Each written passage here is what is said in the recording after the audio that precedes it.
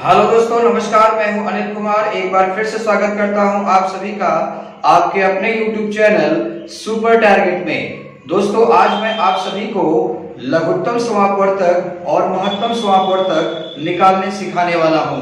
दोस्तों, बताना चाहूंगा कि आपके कॉम्पिटिटिव एग्जाम में या फिर एंट्रेंस एग्जाम में दो या दो से अधिक छोटी या बड़ी संख्या का एलसीएम निकालने के लिए या फिर एचसीएफ निकालने के लिए पूछ देता है। तो आज उसी कड़ी में मैं एक वीडियो लेकर आया हूं आपके सामने, जिसमें मैं सिखाने वाला हूं कि किस तरह से बड़ी पूर्णांक संख्या का या फिर छोटी से छोटी पूर्णांक संख्या का, अगर उसमें दशमलव लगा हो या फिर दशमलव न लगा हो, किस तरीके से जल्द आप उसका एलसीएम निकालेंगे, किस तरीके से जल्द उसका आप एचसीएफ निकालेंगे। तो अगर आप हमारे वीडियो को देख रहे हैं, हमारे चैनल पर नए हैं, तो फटाफट हमारे चैनल को सब्सक्राइब करके बेल आइकॉन दबा दीजिए ताकि हमारे आने वाली प्रत्येक वीडियो का नोटिफिकेशन आपको मिलता रहे। आइए कुछ नया सीखते हैं।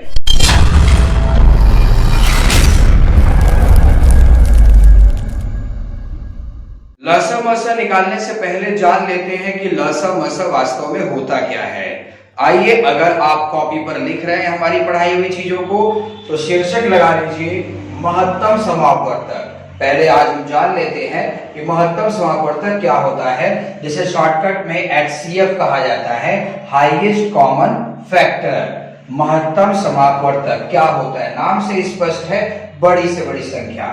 परिभाषा बोर्ड पर लिखा है, वह बड़ी से बड़ी संख्या जो दी हुई दो या दो से अधिक संख्याओं को पूरा विभाजित कर दे, मसा कहलाता है।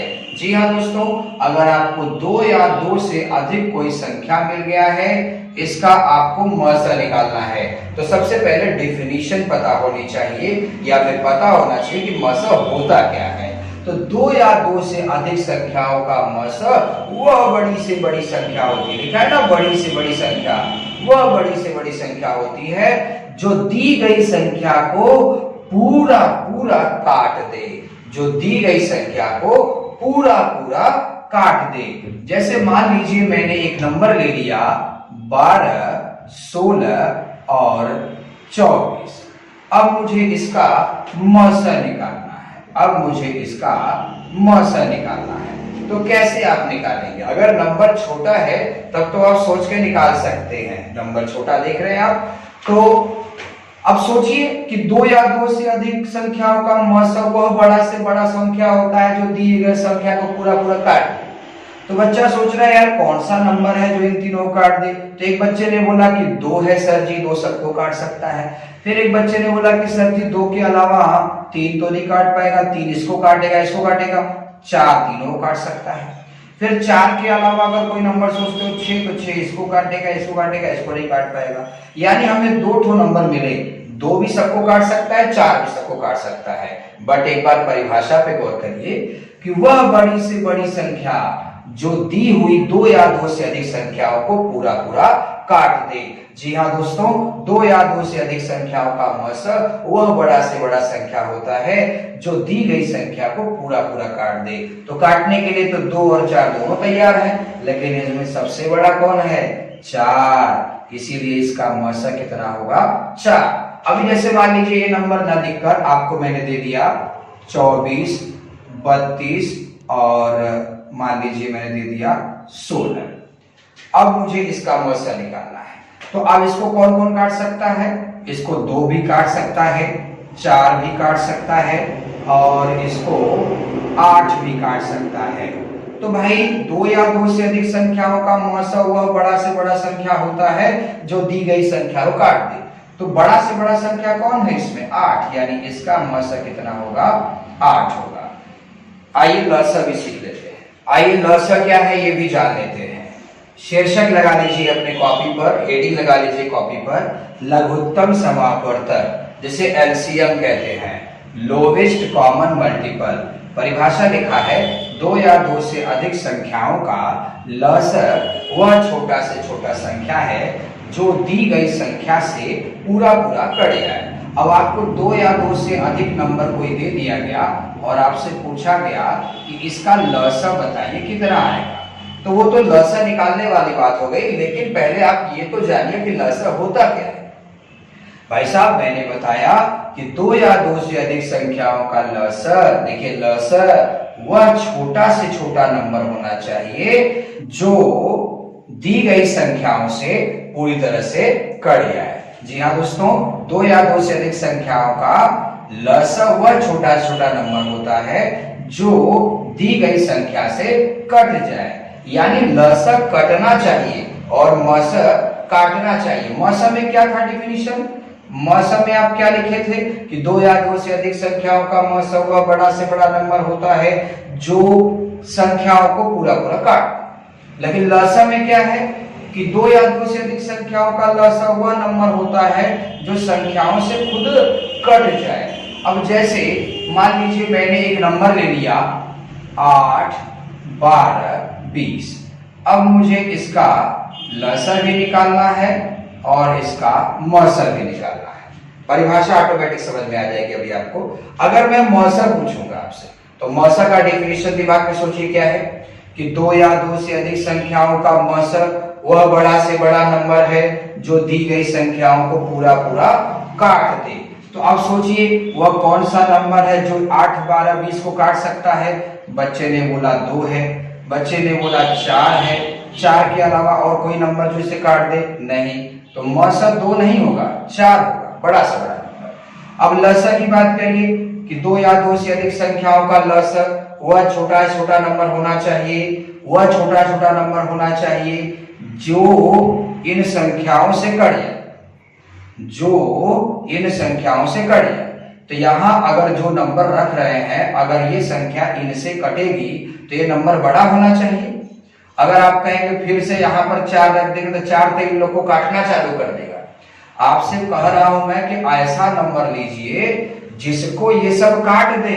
क्या लिखे हैं? दो या दो से अधिक संख्याओं का लसर वह छोटी से छोटी संख्या है जो दी गई संख्या से कट जाना चाहिए। तो ऐसा नंबर बताइए जो इनसे कट जाए। तो अब सोचना पड़ेगा आपको। कोई बच्चा कह रहा है सर जी 50 ले लीजिए, तो भाई 50 को तो 8, 12, 20 कोई नहीं काट सकता। कोई कह रहा है 40 ले लीजिए, तो 40 को 20 काट सकता है, 8 काट सकता है, बट 12 नहीं काट सकता। थोड़ा और सोचिए, कोई बच्चा कह रहा है 100 ले लीजिए, 100 को सिर्फ 20 काट पाएगा, 12 नहीं काट पाएगा। तो कौन सा नंबर लें? एक बच्चा कहता है 120 ले लीजिए सर जी, तो 120 को 8 भी काट सकता है, 12 भी काट सकता है, 20 भी काट सकता है। इसके अलावा अगर आप कोई बड़ा नंबर लेते हैं तो वो भी कट जाएगा, लेकिन आपको छोटा छोटा नंबर लेना है। तो याद रखिएगा जो मसर होता है वो काटता है और लसर जो होता है वो कटवाता है। फिर से रिपीट, जो मसर होता है वो संख्याओं को काटता है और जब लसर होता है वो संख्याओं से कटवाता है। ध्यान दीजिएगा।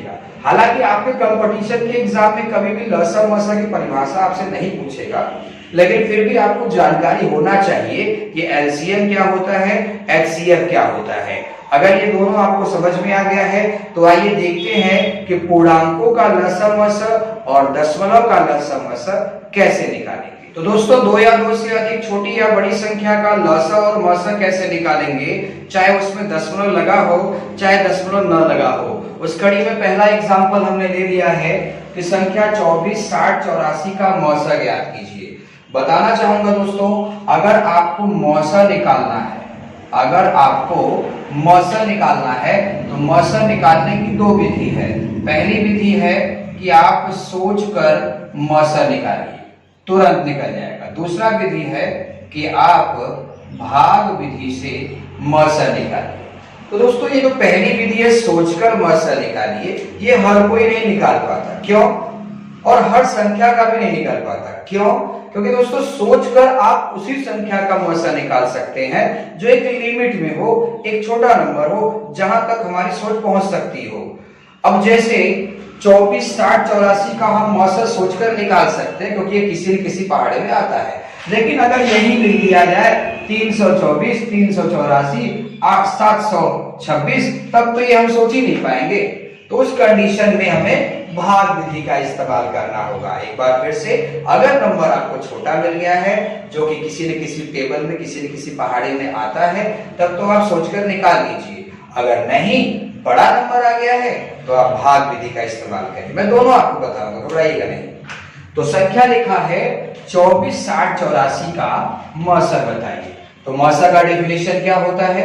वह बड़ी से बड़ी संख्या जो दी गई संख्या को पूरा पूरा काट दे, मौसर काटता है। तो भाई 2 भी काट सकता है इसको, 2 के बाद अगर 3 से देखेंगे तो 3 इसको भी काटेगा, इसको भी काटेगा, इसको भी काट सकता है। 4 देखेंगे तो 4 भी तीनों काट सकता है। 5 नहीं काट पाएगा, 6 काट सकता है, 6 इन तीनों काट देगा। 7 नहीं काट पाएगा, 8 नहीं काट पाएगा। तो ऐसे ऐसे चेक करते करते जाएंगे तो अगर आपको रास्ते में 12 कहीं ना कहीं मिलेगा तो 12 दूना 24, 12 पच्चीस 60, 12 से 84। 12 से बड़ा बहुत सारे नंबर होंगे जो एक आध को काट पाएंगे, सबको नहीं काट पाएंगे। यानी हमें बड़ा वाला नंबर लेना है जिसका मौसर कितना होगा? 12 होगा। तो आप सोच के निकाला आपने इसको। मान लीजिए मैंने सोच लिया, आप ना सोच पा रहे हो, तब कैसे लगाएंगे? तो दोस्तों भाग विधि का इस्तेमाल करना होगा। भाग विधि सबसे बेस्ट विधि होती है मौसर निकालने के लिए, लेकिन उसके लिए आपको भाग देने भी आना चाहिए। तो आइए मैं सिखाता हूं आपको। सबसे पहले आप बड़ा नंबर ले लीजिए, ले लिया आपने 84, और 84 में 84 से जो छोटा है उससे भाग दीजिए। और ध्यान रखिएगा, भाग देते वक्त इस चीज का ध्यान रखिएगा कि दशमलव में आप भाग नहीं जाना चाहिए। तो चलिए 60 कितनी बार में काटेगा? एक बार में। अब बचा कितना? 4, 2, 24 बच गया। अब क्या 24 को 60 काट सकता है? नहीं काट सकता। तो इसे आप भाजक बना लीजिए और 60 अंदर ले लीजिए। अब 24 से काटिए, 24 दिया तो 72 होता है, ये दुइया बार में कटेगा। अब 60 में से 48 निकालिए, कितना बचा? 10 में से 8 गया 2, 5 में 4 गया 1 बार। अब 12 तो 24 से कटेगा नहीं, तो 12 को बाहर कर दीजिए, 24 को अंदर ले लीजिए। अब 12 से काटिए, 12 दूना 24। यहाँ पे शेषफल कितना आ गया? 0। ये क्रिया तब तक करनी है जब तक कि शेषफल 0 ना आ जाए। और ये 0 शेषफल लाने में ध्यान सुनिएगा, ये 0 शेषफल लाने में जो भाजक आपकी मदद किया है, अंतिमवा भाजक, नहीं तो आप देख सकते हैं इसमें भाजक 60 भी है, 24 भी है। भाजक मतलब जिससे भाग देते हैं भाई, तो 60 भी है, 24 भी है, 12 भी है। तो जो अंतिमवा भाजक है वही आपका क्या होगा? मौसर होगा। लेकिन इसमें एक और संख्या भी तो है, तो आपको इसमें भी भाग देना होगा। नियम तो यही कहता है दोस्तों। तो 12 था तो 12 से 24 में आप भाग दीजिए, 12 से 24 में भाग दीजिए, 12 दूना 24। यहाँ पर शेषफल 0 आ गया, यानी पक्का कंफर्म हो गया। तो इसका मौसर कितना आएगा? 12। घबराइए मत, अगर आप 1-2 सवालों की प्रैक्टिस करेंगे ना तो आपको बहुत अच्छे से समझ में आ जाएगा। आइए एक और एग्जाम्पल में दिखा देता हूं आपको। संख्या 396 तथा 576 का मौसर ज्ञात कीजिए। अब यहाँ आप नहीं सोच पाएंगे, जैसा कि मैंने कहा था आपसे कि मौसर निकालने के लिए 2 तरीका आपके पास है। एक तो आप डिफिनीशन की मदद से सोच के निकालिए, और दूसरा अगर आप सोच नहीं पा रहे हैं, लिमिट के बाहर नंबर दे दिया है, तो उस कंडीशन में आप भाग विधि का इस्तेमाल करिए। उसके लिए आपको भाग आना चाहिए। तो बड़ा नंबर क्या है? 576। तो 576 में आप 396 से तब तक भाग दीजिए जब तक कि शेषफल 0 ना आ जाए। लेकिन ध्यान रखिएगा, भाग दशमलव में नहीं जाना चाहिए। तो 396 576 को मात्र एक बार में ही काटेगा। तो कितना बच गया? 6 में से 6 गया 0, 7 में 9 घटेगा नहीं, 17 में से 9 गया 8, 4 में 3 गया 1, 180 आ गया। तो 180 396 से कटेगा नहीं, तो 180 को बाहर कर दीजिए, 396 अंदर कर दीजिए। अब सोचिए 180 कितनी बार में काटेगा? 18 का पहाड़ा तो याद ही होगा, 18 तिया 54 ज्यादा हो जाएगा, तो 18 दूना 36 यानी 2 बार में। तो 180 दूना 360 हो गया। अब घटाइए, 9 में 6 गया 3, 36 आ गया। तो 36 तो कट नहीं पाएगा 180 से, तो 36 को बाहर करिए, 180 अंदर करिए। अब 36 का पहाड़ा कितनी बार पढ़े कि 180 के नियरे पहुंच जाए?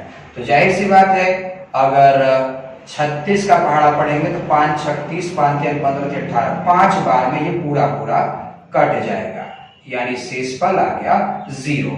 तो भाजक 396 भी था, भाजक 180 भी था, भाजक 36 भी था।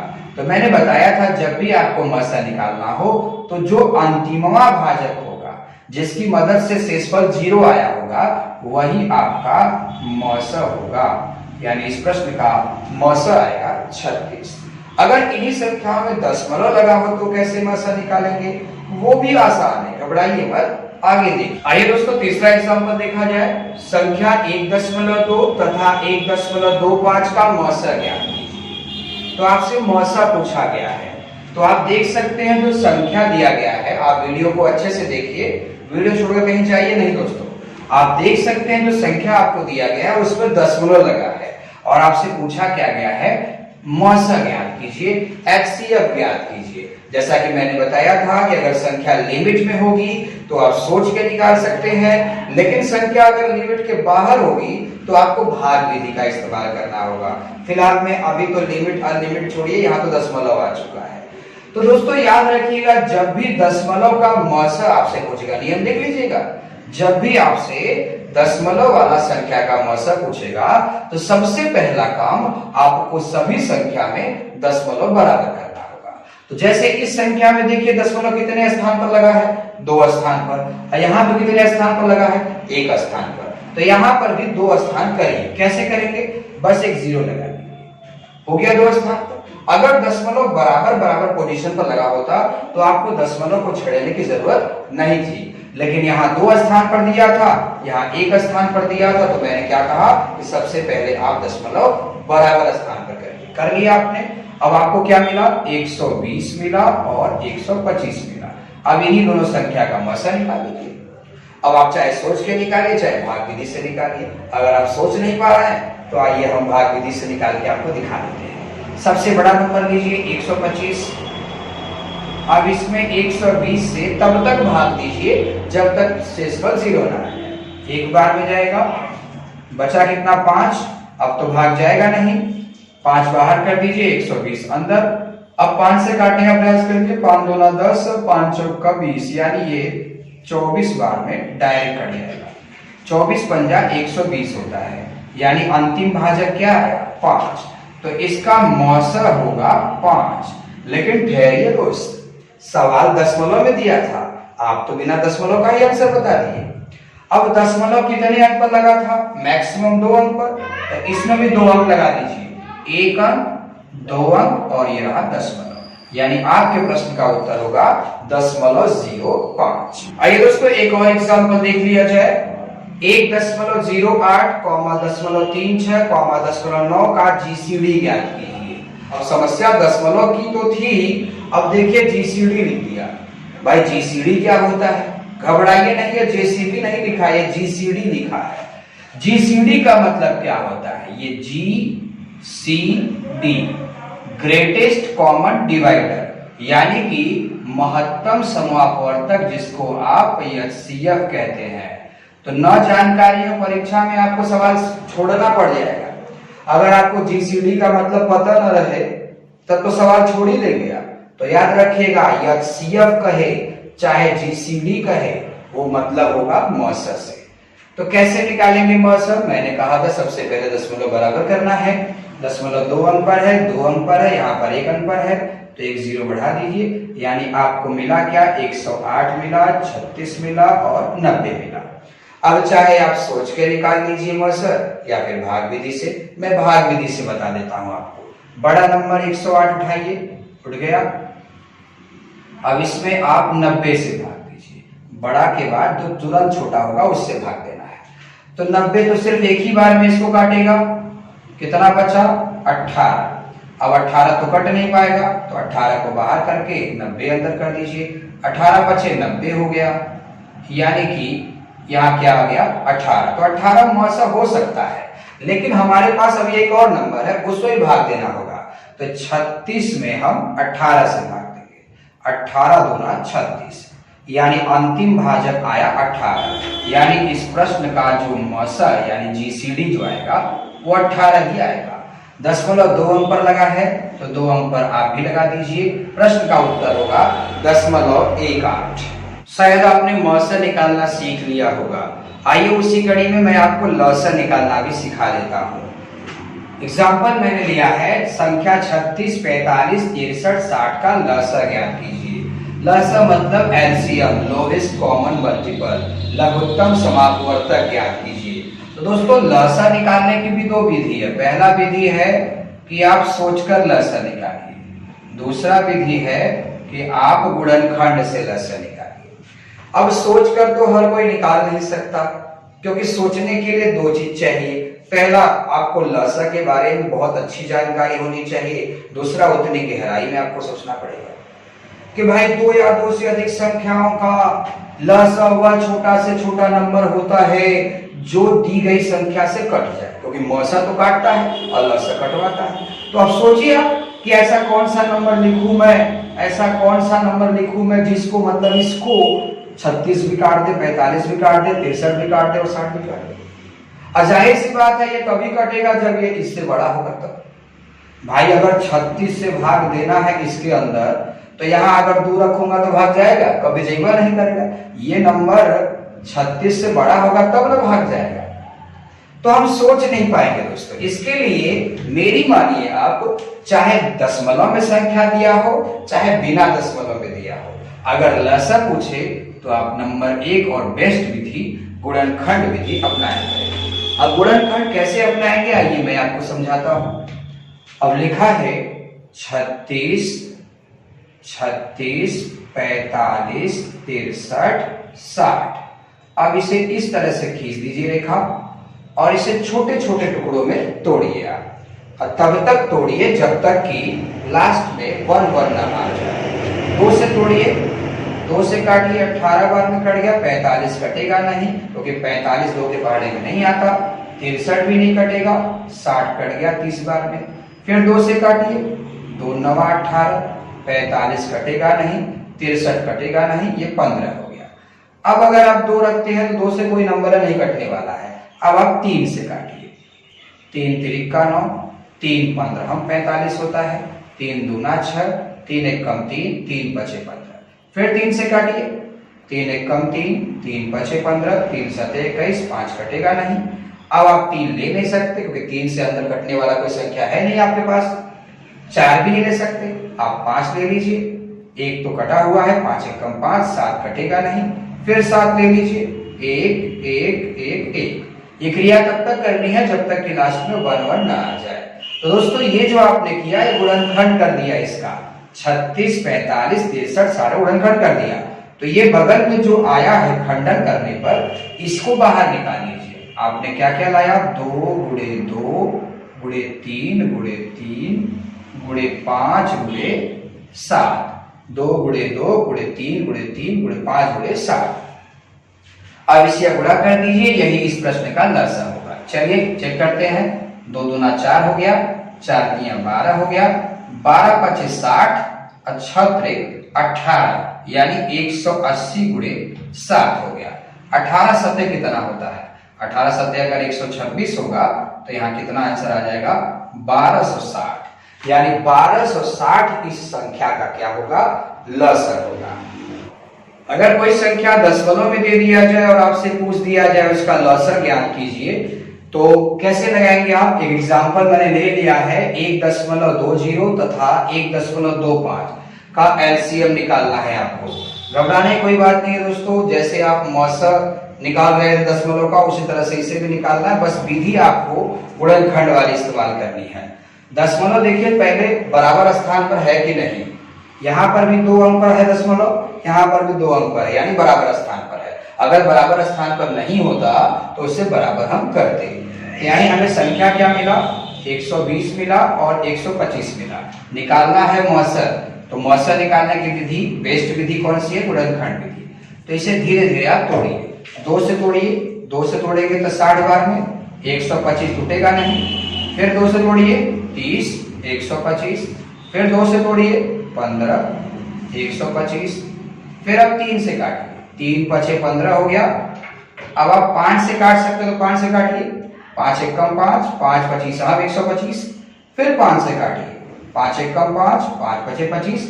तब तक काटना है आपको जब तक कि लास्ट में 1 1 न आ जाए। तो ये आपने गुणनखंड कर दिया इसका। तो जो आपने गुणनखंड किया है इसे गुणा कर दीजिए, आपको लसा मिल जाएगा। तो चलिए गुणा करते हैं।